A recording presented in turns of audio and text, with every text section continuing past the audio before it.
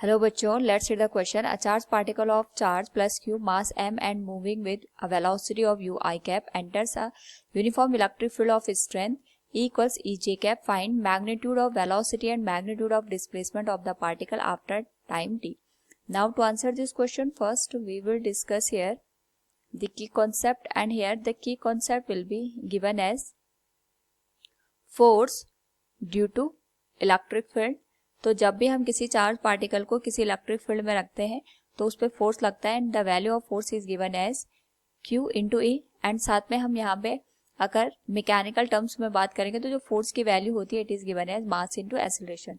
Question के according हमारे पास जो इलेक्ट्रिक फील्ड है इसकी वैल्यू E J कैप के बराबर गिवन है. इसका मतलब ये होगा कि जो इलेक्ट्रिक फील्ड है ये कुछ इस तरीके से काम कर रहा है. सपोज हमारे पास यहाँ पे हमने ये एक पाथ बना दिया जिसके परपेंडिकुलर, या हम कह सकते हैं वाई एक्सिस के अलोंग हमारे पास इलेक्ट्रिक फील्ड एक्ट कर रहा है, और जो चार्ज पार्टिकल है ये इस पाथ में यहाँ पे एक्स एक्सिस के अलोंग यू वेलोसिटी के साथ मूव कर रहा है.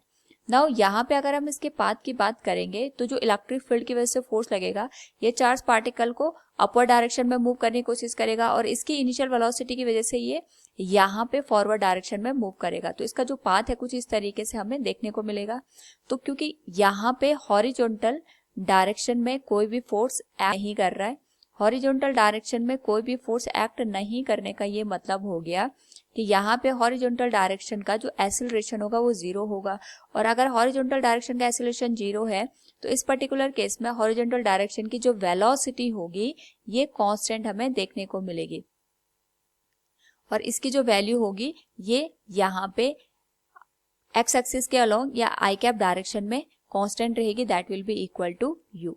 तो हमसे वेलोसिटी और डिस्प्लेसमेंट पूछा गया आफ्टर टाइम टी. तो सबसे पहले अगर हम यहाँ पे वेलोसिटी की बात करते हैं तो क्योंकि हॉरिजॉन्टल डायरेक्शन में कोई भी फोर्स नहीं है इसलिए टी टाइम के बाद भी हमारे पास यहाँ पे जो वेलोसिटी होगी जिसको हम Vx से इंडिकेट करेंगे ये Ux के बराबर ही होगी, और इसकी वैल्यू यहाँ पे U हम लिख सकते हैं. This will B question number first. लेकिन जो वर्टिकल डायरेक्शन है इसमें हमारे पास यहाँ पे इलेक्ट्रिक फील्ड ऐड कर रहा है जिसकी वजह से यहाँ पे हमारे पास फोर्स काम करेगा, एंड जो फोर्स की वैल्यू होगी Fy से इंडिकेट करेंगे, that will be given as Q into ई.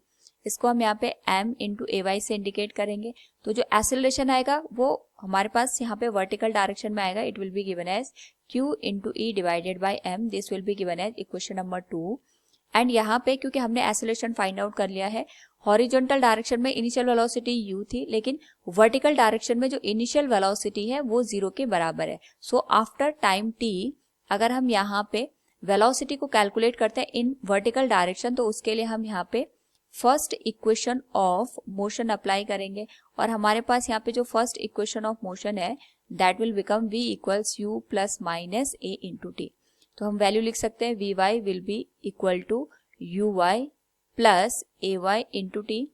क्योंकि इस केस में वर्टिकल डायरेक्शन की जो वेलोसिटी है इनिशियली वो जीरो है, so it will be given as zero. ay की जो वैल्यू आएगी वो हम कैलकुलेट कर सकते हैं इक्वेशन नंबर सेकंड से. So it will be q into E divided by m, and it will be given as multiply with time t. Now यहाँ से अगर हम ऑब्जर्व करें तो हमारे पास t टाइम के बाद जो हॉरिजॉन्टल वेलोसिटी है वो तो u के बराबर है, लेकिन जो वर्टिकल वेलोसिटी है वो q into E divided by m into t के बराबर होगी. So we can say here जो रिजल्टेंट वेलोसिटी होगी that will be given as square root of vx square plus vy square. तो vr की जो वैल्यू आएगी यानी नेट जो वेलोसिटी आएगी that will be given as u square plus q into E divided by m into T का whole square. This will be the magnitude of the velocity.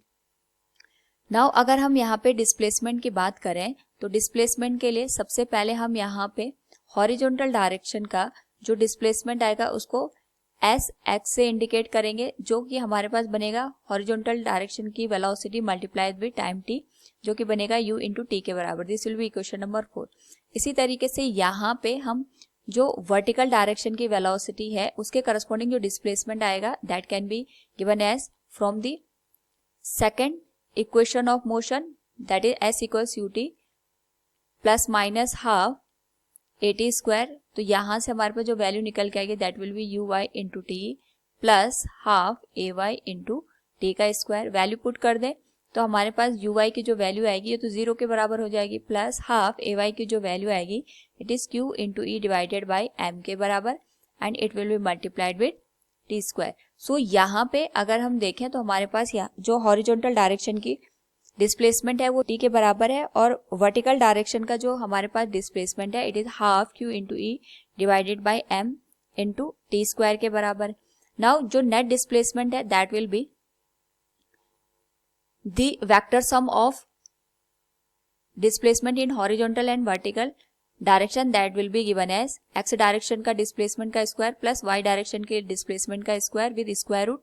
तो यहाँ पे वैल्यू पुट कर दे तो ये आ जाएगा ut का whole square plus q into E divided by 2m into T square का whole square. This will be the displacement in the given direction. So from the given question we have calculated the magnitude of velocity and magnitude of displacement after time t. Hope all you understood it. Thank you and best of luck.